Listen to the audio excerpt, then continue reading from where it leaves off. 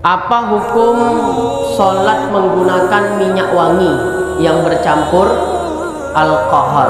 Ini adalah pertanyaan yang sering kita dengar, yang muncul banyak daripada kalangan masyarakat luas, bahwa disebutkan di dalam kitab Al-Fiqhu ala Mazahibil Arba'ah karangan Al-Imam Al-Jazairi, alkohol itu hukum asalnya adalah najis. Namun bila alkohol tersebut dicampur seumpama untuk obat-obatan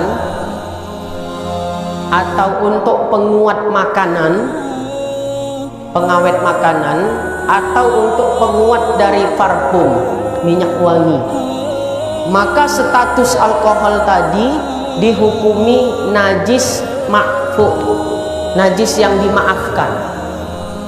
Ya, najis yang dimaafkan. Itu pendapat dari jumhurul ulama. Mayoritas ulama mengatakan minyak wangi yang bercampur dengan alkohol itu hukumnya boleh, sekalipun dipakai untuk sholat, karena statusnya alkohol najis, tapi dikecualikan untuk pengobatan, untuk pengawet makanan, atau untuk penguat dari minyak wangi, statusnya jadi najis ma'fu, najis yang dimaafkan. Tadi kan an-najasi allazi la yufa'nahu, kan jelas. Di awal saya sampaikan bahwa mafhum mukhalafahnya najis itu terbagi kepada dua. Ada najis yang dimaafkan, ada najis yang tidak dimaafkan.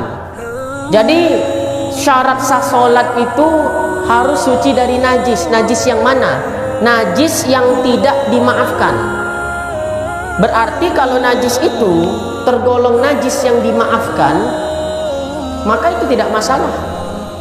Pertanyaannya tadi, minyak wangi bercampur dengan alkohol, itu najis yang mana? Ma'fu atau yang tidak dimakfu? Najis yang dimakfu kan? Ya, maka tidak ada masalah. Jadi boleh. Itu pendapat mayoritas ulama. Adapun sebahagian dari ulama yang lain mengatakan bahwasanya minyak wangi bercampur alkohol itu tidak boleh. Ya, ada yang mengharamkannya, ada yang menyatakan tidak boleh secara mutlak. Tapi mayoritas ulama mengatakan boleh. Bisa dilihat dalam kitab Al-Fiqhu ala Mazahibil Arba'ah tadi. Ya, silakan dicek di situ. Nah, berarti masalah ini khilafiyah. Terjadi perbedaan pendapat di kalangan ulama.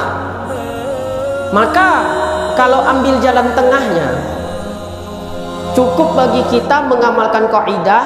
Apa kaidahnya? Al-khuruju minal khilaf wa mustahab. Keluar dari perbedaan pendapat itu hukumnya sunnah. Jadi sebaiknya dihindari. Ya, jadi kalau kita sholat tidak pakai minyak wangi yang beralkohol, kita telah mengamalkan kedua pendapat sekaligus. Paham ya? Gitu cara mengamalkan kaidah itu tadi. Jadi lebih bagus menghindari minyak wangi yang bercampur alkohol. Tapi bukan berarti tidak boleh, karena mayoritas ulama membolehkan. Jadi jangan sampai nanti kalian pulang dari majelis, minyak-minyak wangi yang dibeli dari Korea, Jepang, Perancis, Timor Leste dibuang semuanya. Ini campur alkohol, nggak boleh, haram. Nggak gitu ya. Fikih itu enak ya, fikih itu sifatnya fleksibel.